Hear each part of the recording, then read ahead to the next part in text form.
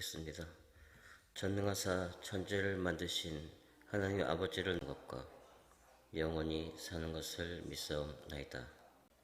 94장입니다. 찬송가 94장. 아멘. 시편 19편 1절에서 6절까지 한 절씩 교독하겠습니다. 하며 그의 열기에서 피할 자가 없도다. 아멘. 자, 반갑습니다. 올해 이번 여름에 말이죠.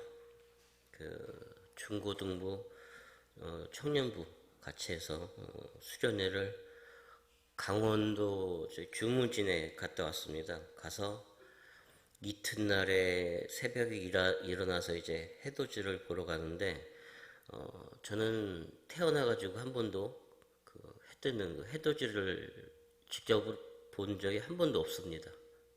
그날 그래서 처음 보게 됐는데 사실 저는 그렇게 여행하는 거를 좋아하지 않아서 재작년에는 제주도를 간 적이 있는데 그 많은 사람들이 찾는 그 관광지나 사람이 그 지어내온 여러 가지 뭐 물건, 집들, 뭐 녹차밭이라든가 뭐 돌하루방, 또 바다를 보러 다니고 그랬는데 저는 좀 지루하고 흥미도 없고 바다나 한강이나 저는 똑같이 물이고 건물은 어떻게 짓든 나무나 벽돌로 지어졌겠지 하는 뭐 별거 있나 풍경이나 건물이나 별로 저는 관심이 별로 없어요. 그래서 신기하지도 않고 그래서 어디 먼 곳으로 여행을 가는 것보다 그냥 집 앞에 공원이나 앉아서 얘기하고 사람 구경하고 동물 구경하고 그냥 오손도손 이야기나 나누는 것을 더 좋아합니다.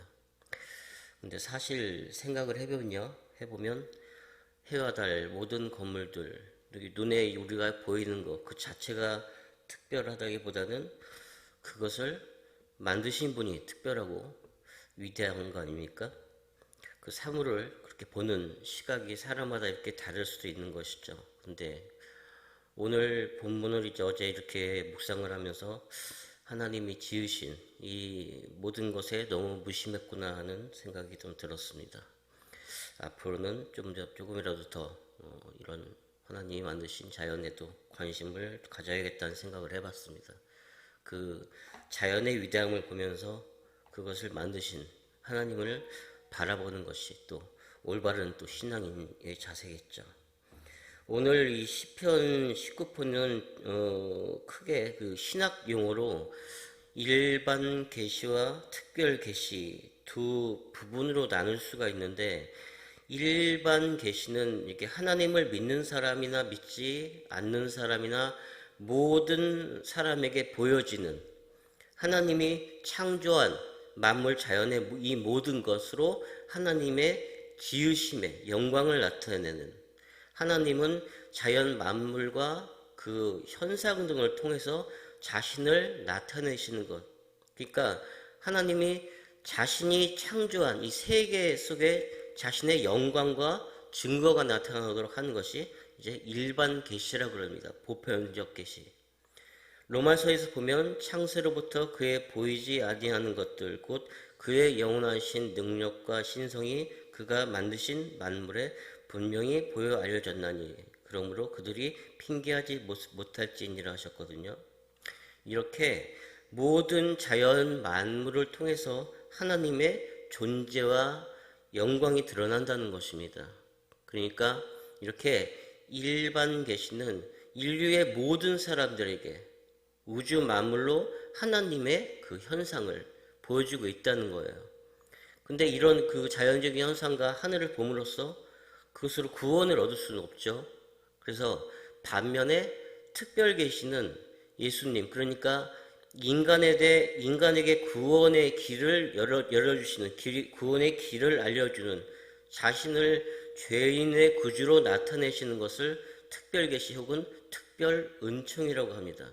그러니까 지금 모인 여기 계신 특별히 하나님이 선택하시고 하나님 자녀 삼으신 사람들만이 경험할 수 있고 깨달을 수 있는 것을 말합니다. 그러니까 우리 장로교는 또 예정론을 믿잖아요. 우리는 특별 계시를 받은 하나님이 예정하신 특별한 그리스도의 자녀들이다라는 거예요. 왜 이 말씀을 드리냐면 오늘 시편 19편 1절부터 6절까지는 일반 계시를 말하고 있고 7절부터는 특별 계시를 말씀하고 있기 때문입니다. 그래서 1절에서 6절까지 새로 번역된 현대 성경으로 읽어보면 이렇게 하나님이 창조하신 이 세계가 하나님을 드러내고 있다. 하늘이 하나님의 영광을 선포하고 하나님의 놀라움을 나타내시는구나. 낮에 이 사실을 낮에게 말하고 밤도 이 사실을 밤에게 전했는데 언어도 없고 들리는 소리도 없지만 하나님의 소리가 온 세상에 퍼지고 주님께서 전하는 말이 온 땅에 미쳤다. 하나님이 해를 위해 하늘에 집을 지으셨구나. 해가 신방에서 나오는 신랑처럼 아침에 살며시 나와 달리기를 좋아하는 운동선수처럼 하늘 이 끝에서 저 끝까지 주행하니 그 열기에서 숨을 쉴 수 있는 자는 하나도 없다. 현대말로 이렇게 번역된 성경 말씀인데 참 그 말씀 하나하나가 시적이죠. 이렇게 다윗은 자연 속에 나타난 하나님의 영광을 찬양합니다.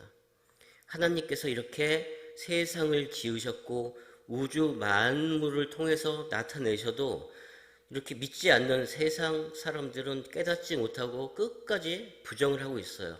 그래서 과학에서는 이것을 그냥 자연 법칙이다라고 합니다. 저절로 이 세상에 생겨났다고 믿고 있어요. 근데 우리 믿음의 자녀들은 세상의 모든 이런 변화 속에서 하나님의 지혜와 능력을 볼 수 있어야 합니다. 낮에서 밤이 되고 밤에서 낮이 되고 나아가서 만물의 모든 변화, 우리는 어떤 물건을 만들 때 목적 없이 만들진 않죠. 하나님도 만물을 만드실 때 목적이 있으셨습니다.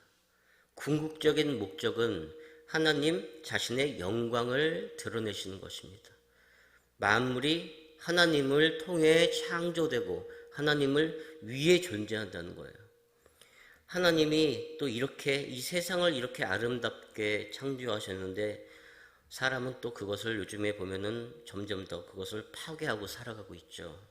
지금 캐나다의 산불은 한국 그 크기 면적의 1.4배가 지금 불에 탔다고 합니다. 또 전 세계 폭풍, 홍수, 그런 산불로 엄청난 피해를 입은 곳이 최근에 한두 곳이 아니에요. 이러한 모든 재해를 통해서 또 우리는 이렇게 마지막 때가 가까웠다는 것도 알 수 있게 되는 것이죠. 세상이 지금 어떻게 되는지 이런 때에도 우리는 지금 해야 할 일들이 있습니다. 하나님은 우리에게 각자의 사명을 주셨어요.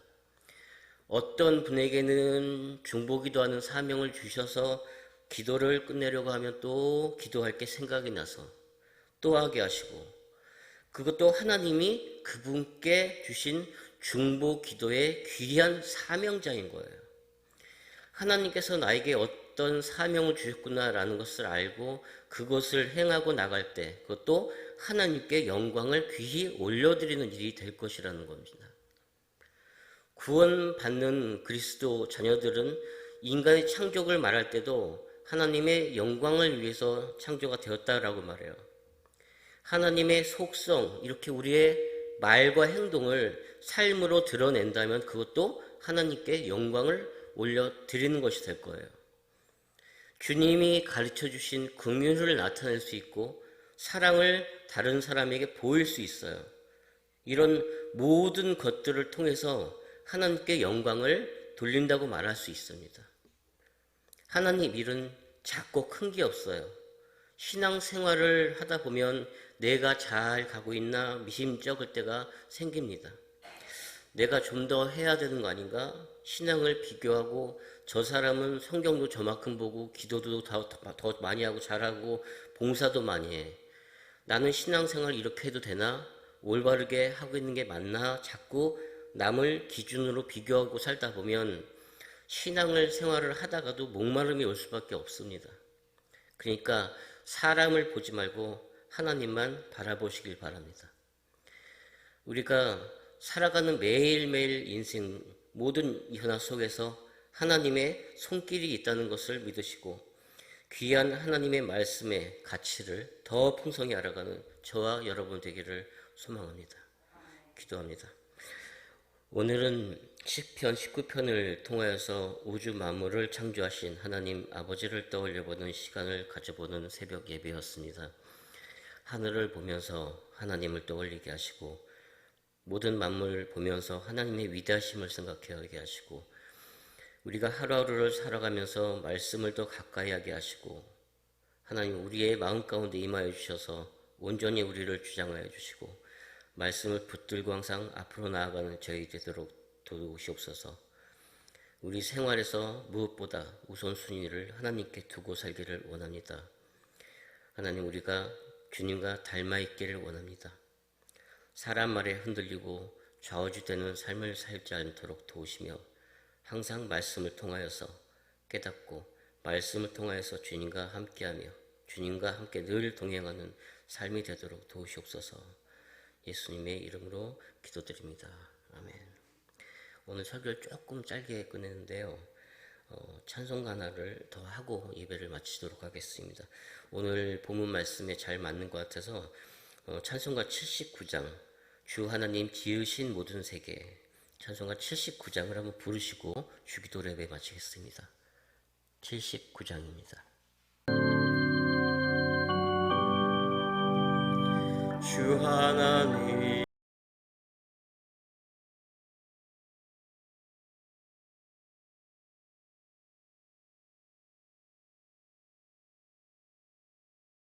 권세와 영광이 아버지께 영원히 있사옵나이다. 아멘. 자, 자유롭게 기도하시고 돌아가시고 오늘도 하나님의 평안이 함께한 하루가 되시길 바랍니다. 감사합니다.